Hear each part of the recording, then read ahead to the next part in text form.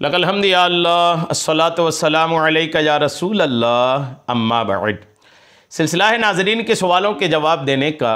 नाजरीन में से एक ने हमारे किसी वीडियो के कमेंट्स में ये सवाल किया है कि अगर कोई मालिक निसाब नहीं है वो कुर्बानी करे तो ऐसा करना कैसा है, क्या उसको सवाब मिलेगा, बरकतें मिलेंगी या नहीं मिलेंगी। मालिक निसाब नहीं है, बहुत सारे ऐसे लोग होते हैं जो साहिब निसाब नहीं है, मालिक निसाब नहीं है, लेकिन फिर भी कुर्बानियाँ करते हैं। तो मालिक निसाब ना होने के बाद भी अगर कुर्बानी करें तो उसे सवाब मिलेगा या नहीं। जवाब तवज्जो से सुनिए। हज़रत सैयदना अहमद बिन इसहाक़ रहमतुल्लाह तआला अलैह एक बहुत बड़े बुज़ुर्ग हैं। ये फरमाते हैं कि मेरा एक भाई था जो बावजूद गुर्बत के बावजूद, गरीबी के बावजूद रज़ाए इलाही की नीयत से हर साल बकरा ईद में कुर्बानी किया करता था। बुज़ुर्ग हैं, इनका भाई गरीब था, लेकिन गरीबी के बावजूद भी, साहिब निसाब ना होने के बावजूद भी, साहिब हैसियत ना होने के बावजूद भी महज अल्लाह की रज़ा के लिए, अल्लाह को खुश करने के लिए वो कुर्बानी किया करता था। अब ये अहमद बिन इसहाक़ रहमतुल्लाह अलैह फरमाते हैं कि उसके इंतकाल के बाद मैंने एक ख्वाब देखा।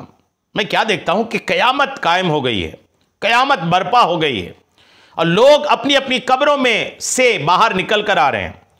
यकाएक मेरा मरहूम भाई जो गरीबी के बावजूद भी कुर्बानी किया करता था, वो भाई एक अबलक यानी दो रंगे चितकबरे घोड़े पर सवार नजर आया।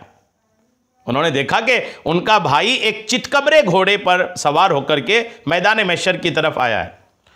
उसके साथ और भी बहुत सारे घोड़े थे।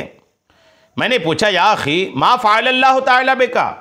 अहमद बिन इसहाक़ ने अपने भाई को देखकर पूछा, मेरे भाई अल्लाह ने आपके साथ क्या मामला किया। कहने लगा, अल्लाह अज़्ज़ व जल्ला ने मुझे बख्श दिया है। भाई ने जवाब दिया कि मेरे रब ने मुझे बख्श दिया है। अहमद बिन इसहाक़ कहते कि मैंने पूछा, किस अमल के सबब आपकी मगफिरत हुई है।